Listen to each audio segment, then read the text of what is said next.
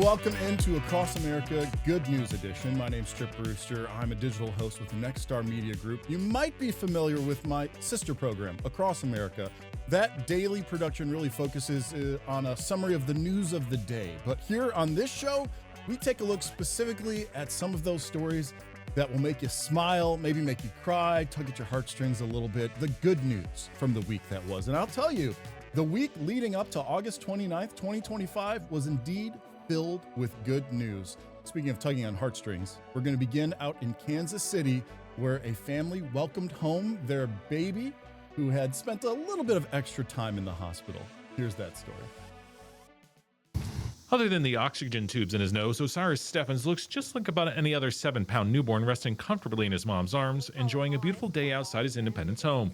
But both he and his mom are pretty lucky. So relieved. It's been a long, long time waiting.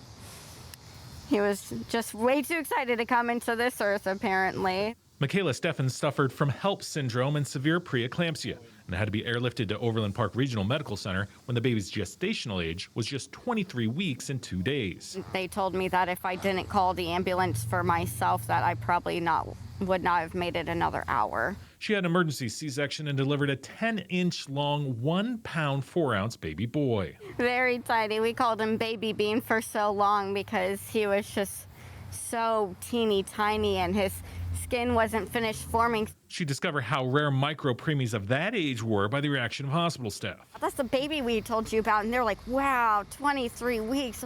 Wow, and look how small he is. She was able to stay at a nearby Ronald McDonald House, but spent the majority of the past 128 days in the NICU, watching Little Oz, as he's also called, get 13 blood transfusions and learn to breathe on his own with initial help of a CPAP machine. He's gone through just about almost everything you can really think of.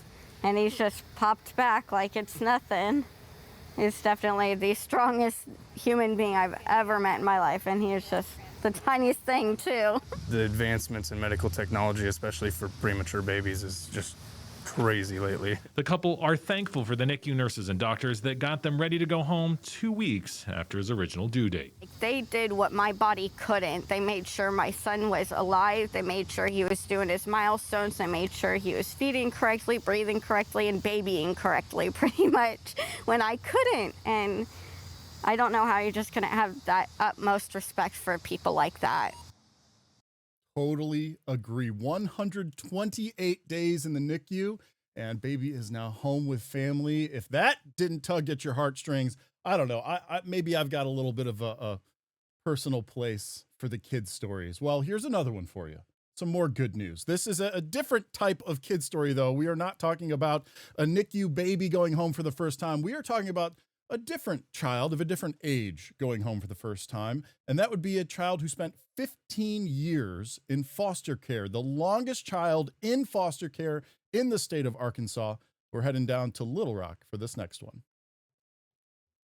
Hi, I'm KATHRYN Thornberry in Little Rock, Arkansas. Today we have an amazing story about a special someone finding their forever home. Cozy had been waiting in foster care for nearly 15 years to find a family. Today he was adopted into that family, and they tell me he fits right in. It's a one-of-a-kind celebration inside the Pulaski County Courthouse on Monday.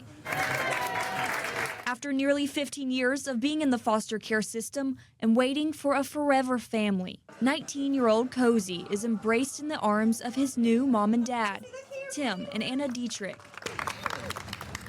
Y'all were giddy today. Anna met Cozy through her job at Project Zero, a nonprofit organization aimed at connecting children in foster care to a permanent, loving home. Honestly, the Lord made it very clear that we were supposed to all out adopt him. We're supposed to give him our name, give him our family, give him our whole hearts. Cozy was the longest waiting child in Arkansas's foster care, but after 5,429 days, the wait is over. I want to congratulate Tim and Anna on welcoming Cozy into their family. Janet Mann with the Department of Human Services is one of many who squeezed into the packed courtroom, along with other members from DHS, Project Zero, and organizations who have gotten to know Cozy throughout the years. Cozy has been growing his family for years now. On Monday, he just made it official with a new last name. Cozy's getting a whole crew today, and we're so excited. And that is what we want for every single one of our waiting kids. Today, the family is celebrating by spending time with one another, visiting a park, and eating some food, some of Cozy's favorite things. Reporting from Little Rock, I'm KATHRYN Thornberry. Back to you. 5,000 plus days in foster care. 19 years old, finally finding that forever home.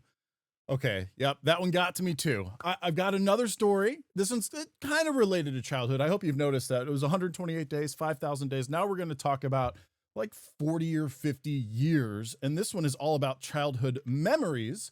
And I bet there's a lot of people out there that can relate to childhoods spent in the back of a car on road trips. But what about finding that original car that your dad had? Okay, I'm giving away too much. Let's just head out to Colorado Springs for this next one. This is the original, the original. Rust, broken windows, and old tire covers. My heart is full. Filled a parking lot in downtown Colorado Springs this weekend. The main draw to this bus is the story behind it. But only one rusted Volkswagen brought Becky Drinnen from Amarillo, Texas to Colorado Springs. Full circle, here I am with the van years later. That's because she grew up in this bus with the windows down, riding alongside her dad. We'd all pile in. He'd raise the back, he'd raise the lid, we'd hang our feet out and, scream and like 10-year-olds do. Since the day she could reach the pedals, it's how she learned to drive. It had a very tired old motor. Eric Engelman is now the current owner and shares how the treasure fell in his lap. They pulled it out of the field and we bought it from them. Now the long and winding road has brought the two together again 40 years later. I noticed a very, very faint logo on the front of the bus, and it said Dowell's Cafe, Amarillo, Texas. So, being as curious as I am, I started Googling Dowell's Cafe, Amarillo, Texas. Becky says it was an ordinary day until she got a unique phone call. My first reaction was it's a scam, okay, what do you want? And what she thought was strange at first ultimately brought her back to those open roads in Texas. And then I said, is it green and orange and black? And he said, that's it. I trusted him from then on. After 5 years of renovations, they put it up to the eyes of judges at buses at the brewery on Saturday, taking home second place. I always say, if you're in any position to make somebody's day, make somebody's day. It was a nostalgic feeling all around, especially for Becky. And if she could say one thing to her late father. And I think that he would be very, very, very proud. How unique, right? And that's a story. That's the cool part about this program, right? Across America Good News Edition, the network that we have at Nexstar Media Group. These are local stories that unless you live in that area and you watch that Nexstar station, you probably wouldn't see otherwise. So I'm so happy to be creating this program. I'm glad that you guys are all along for the ride with me. We're going to take a quick break, and I've got more of those types of stories coming up when Across America Good News Edition returns.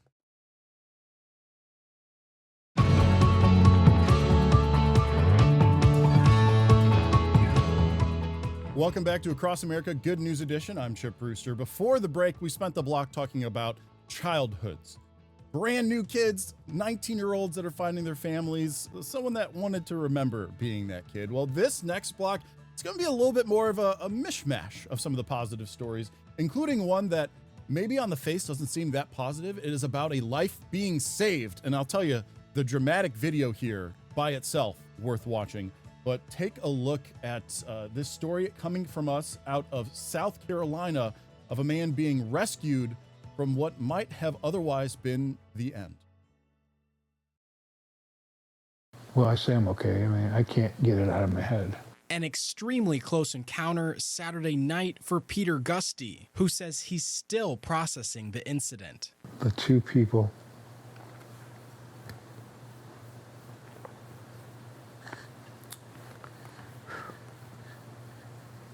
they saved my life. Period. I was underwater. Gusty, a local rideshare driver, was making his last stop of the night, picking up a group stranded in the rain. I said, okay, I'll take them because nobody's going to come down and get them. It was raining so hard, it was so dark out, and I was trying to get as close as I could to them at the entrance so they didn't have to walk in the rain. And all of a sudden, the front of my car went like off a ledge.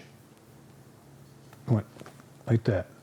and it started floating. That's when Robert Heaton and his friend Brandon sprung into action. And the first thing I was saying to him is, take your seatbelt off, take your seatbelt off. We both were underneath the water. I was trying to hold his head up and actively reach for the actual seatbelt. By the grace of God, I remember praying in that moment. Heaton tells me he believes he and Brandon were used as a vessel by Christ to be in the right place at the right time to assist. And I know that video really tail end there, that's where you were seeing the most dramatic part. But for those that have never been around a vehicle or seen one, maybe real-time video of that being submerged, it happens in a flash. And when you're in that driver's seat, you're trying to figure out what's going on. So truly, if they had not been there, that would not have ended up being a good news story. And so we're thankful as well for those brave bystanders turned rescuers to jump in and get him out of that water. So we're going to transition over to a different kind of positive story. I've got a special connection to this one, having been in the Army for 18 and a half years at this point. When you get to go out of the military, whether that is at the end of a contract or end of a retirement, the military expects you to turn in a bunch of stuff. And I'll tell you what, that stuff, usually not in the best of condition. Here's a business idea by someone that was in the Marines, and here's the story for you to watch. Looking back, I just wish that this would have been something that existed when I was going through. After 4 years in the Marine Corps and facing challenges in his own transition out of the military, Rob Martinez says a prayer led him to create All Clear Gear, a service to help Marines turn in their military-issued equipment. All Clear Gear I created back in 2018, early 2019, to help my brothers and sisters transition out of the military by taking the burden for them off their shoulders of cleaning their own SIF gear, which is all of the gear that they're issued throughout their enlistment. And on average, it takes 2 days to 2 weeks for them to clean it themselves and to turn it in. Average rejection rate of about 3 times. Now he started a way to help other Marines not have to deal with what he went through. I attempted to clean my own gear. It took me 4 times to clean and turn it in. But his company guarantees a 99% pass rate. From washing, scrubbing, spot cleaning, little rust stain right here, steaming, and even tweezing. Grass all in it. We have to tweeze that out with our tweezers here. He makes sure the up to 68 pieces of gear a Marine can have aren't just spotless, they're up to a military standard. This gear goes 4 years, sometimes 8 years, 10 years we've even seen without it being touched. And so we get to be the ones that restore it and bring it back to life. And when these guys open up their bins and they see the gear, they're like, this looks better than when I got it issued to me. Hey, thanks for coming. Yeah, appreciate it. Your boys know, okay? Yeah, absolutely. You already know. But getting to this point wasn't easy. Martinez says after cleaning facilities on base with Camp Pendleton during the pandemic, he tried to open a storefront on the base. Instead, he got this letter. I got this cease and desist letter that basically would tell me to stop coming onto the installation. I wasn't conducting sales, I wasn't collecting money, I was just picking up and dropping off. He posted the letter online and says the community support was immediate. The feedback and the support that I got from them was exactly what I needed at the time. We reached out to the Marine Corps. In a statement, officials said Martinez submitted an unsolicited proposal and was invited to submit a full business plan. But they said due to the incomplete package from All Clear Gear, MCCS could not take further steps to consider Mr. Martinez's proposal. That letter now hangs in his office, a symbol of a different path. I'm just forever so grateful for open and closed doors. Reporting in Oceanside, I'm ZARA Barker. And I have not touched my own, OCIE is what I call it. It used to be called TA50, but SIF, the Central Issue Facility, whatever you call it, whatever branch you're in, mine's probably in rough shape as well. So I, for one, appreciate someone creating a service just like that. I've got one more story for you before we take another break. And this one, it's just kind of a random one. I came across it.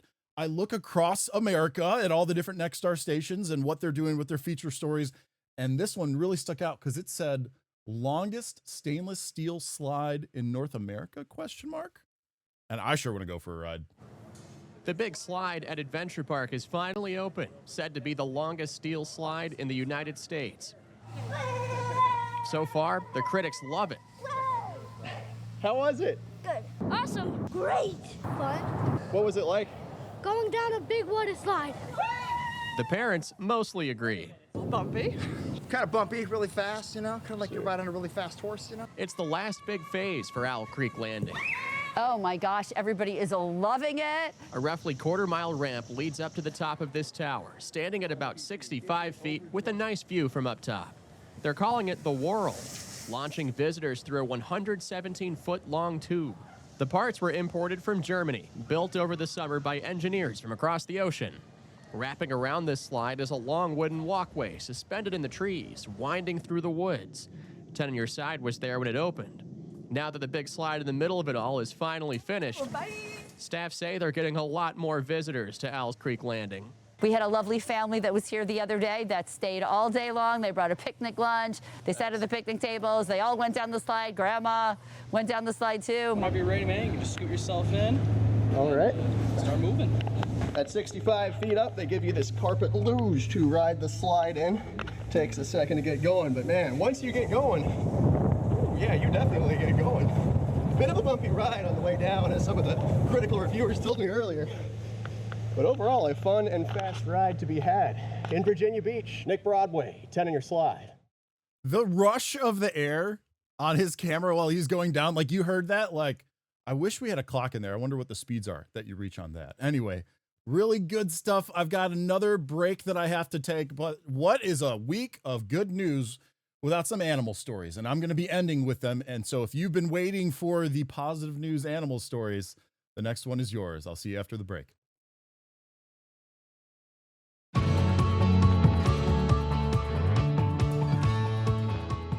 Okay, I have got 4 different animal-based stories that I want to get through on this episode of Across America Good News Edition. The first one, I'm going to take us out to Denver, Colorado. You may be familiar with all of the wildlife of Colorado, perhaps some of the wild horses, mustangs, but did you know that many of them end up needing to be rescued? And this place does just that. There's a very good reason there is no rider on this horse. That's because he is a Mustang. A Mustang is a wild horse in the United States that is managed by the Bureau of Land Management. They are the mutts of the horse community.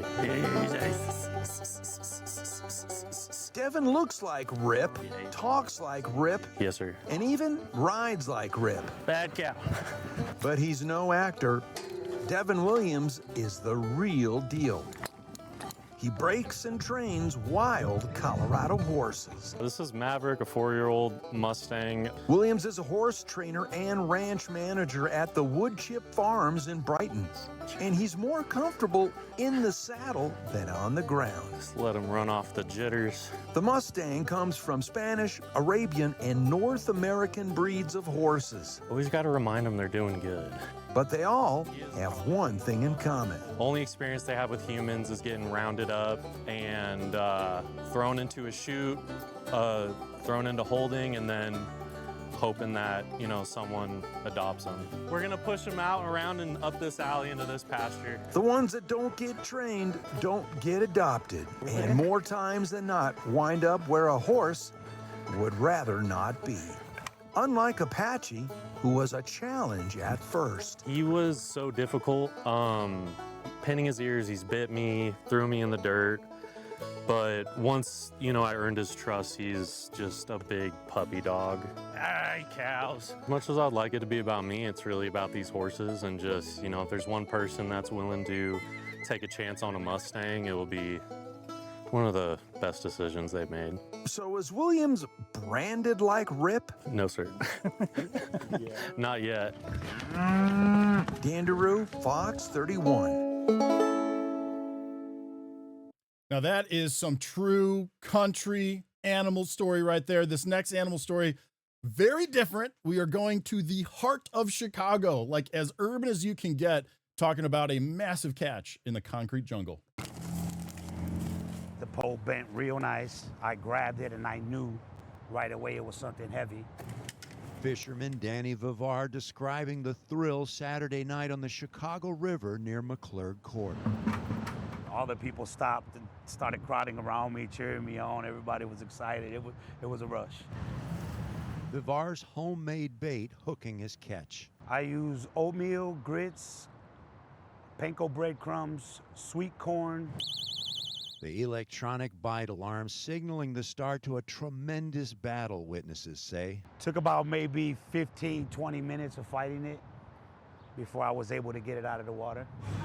A giant carp, as far as Vivar and others could tell, pulled from the chilly waters of the Chicago River. The crowd there to witness the spectacle, stunned to see Vivar's monstrous catch. They were excited. They were taking pictures, recording. A lot of people couldn't believe it. A lot of people were shocked that there's fish this big in these waters. Waters that have made a tremendous comeback in recent years, says Tim Toohey with the nonprofit Friends of the Chicago River. In the late 80s, they did a study about how many fish were in the river system, and they found less than 10. Today, there's more than 75 and more native species of fish. The 47-year-old Vivar, through the years catching big carp before, but without a scale Saturday night, the 235-pound, 6-foot-tall fisherman can only offer up a guess, estimating the catch to be somewhere close to 35 to 40 pounds. At the end of Saturday's epic struggle, Vivar doing what he always does, releasing his catch back into the river. I'm not in it to eat it, keep anything. I throw everything back, game fish or not. It's just an adrenaline rush, it's a peace of mind. I mean, that was a big fish. And that was, for those that aren't familiar with Chicago, that's like downtown. And that river was gross for so long. So a lot of different storylines going on in there. But just to catch something like that. Okay, we've talked horses. We've talked fish. Feel like we got to get a dog story in. And to help us with that one, we are headed up to Green Bay, Wisconsin. And it's a bus. It's a bus, but it's for dogs. Watch this. Most buses take kids to class, but this one is strictly for paw passengers, and their only assignment is playtime. Welcome to Canine Convoy, a bus designed for four-legged friends. The woman behind the wheel is a local dog mom in Okano who took a chance on her true passion. Come on, guys, let's go this way here. May of 2023, it was just a point in my full-time career. I wasn't happy anymore. It wasn't the right environment for me anymore, so I decided, hey, I'm going to take a shot on myself. That leap of faith turning into a complete success, transforming a simple bus into the ultimate ride. Monday through Friday, 23 to 25 dogs jump aboard for the best field trip in town. They are headed to a private dog park. The park itself is 3 acres. We have tire swings, we have tunnels for them to play with, there's basketballs, soccer balls. When dropped off, they are given free range to roam and let their personality shine. They normally go 110% when we first get here, and the stamina doesn't really last that long. But then I have some of them that come every single day and they run nonstop the whole entire time. These pups aren't just spoiled at the park, they are also celebrated on their birthdays. Macaroni turned 7 today, so today they will all be getting a cheese cracker or cookie that Macaroni's mom made. The Canine Convoy is Wisconsin's first dog bus, but judging on the wagging tails, it most definitely won't be the last. In Okano, for Local 5, I'm BREANNA REINHART. I think what drew me to that one, yeah, the dogs. The dogs is cool, but the uniqueness of it, like a bus that just picks up 2 dozen dogs and goes and does this amazing field trip. That's cool. Hopefully someone's watching this going, I'm about to do that because that needs to happen in my community. I'm going to end this episode of Across America Good News Edition by taking you out into the desert and showing you a flying pig. No, I mean it. I mean it. Flying pig. Check this out. Ballooning has been such a big part of my life for a long time. I mean, I bought my first balloon when my son was 1 year old. He's grown up with balloons. He's now a hot air balloon pilot. Doug Gant has been flying hot air balloons the past 35 years. I'm fortunate in that I have flown in 40 of the 48 states. You know, I've been to Canada, I've been to Taiwan. I know pilots all over the world. You may recognize his iconic When Pigs Fly hot air balloon at Balloon Fiesta every year. The pig's name is Hamlet, and he's been around for 23 years. Now Hamlet is up for sale. There comes a point in time where you recognize that your skills aren't as good as they used to be. And if you're on top of yourself, you just need to know when to take the car keys away from grandma. and that's where I am. Gant says this upcoming fiesta will be the last time he will fly Hamlet after he plans to pass on his prized possession. As for the future of the world's largest flying pig at fiestas to come, it's entirely up to whoever buys the balloon. It'd be nice if it stayed here in the United States, and then I'd be able to see it every year coming to fiesta, because I plan on volunteering with them in the future going forward. Gant says piloting has been like no other experience. His favorite memory is his first balloon fiesta in 2001. And I'll always remember my first flight off of Fiesta Field, because it was just amazing with having over 500 pilots in balloons in various stages of inflation on the field and taking off. Gant still plans to attend Balloon Fiesta after retirement and wants to remain close to Albuquerque. Is there going to be a part of you that misses this? Oh, yeah. Oh, yeah.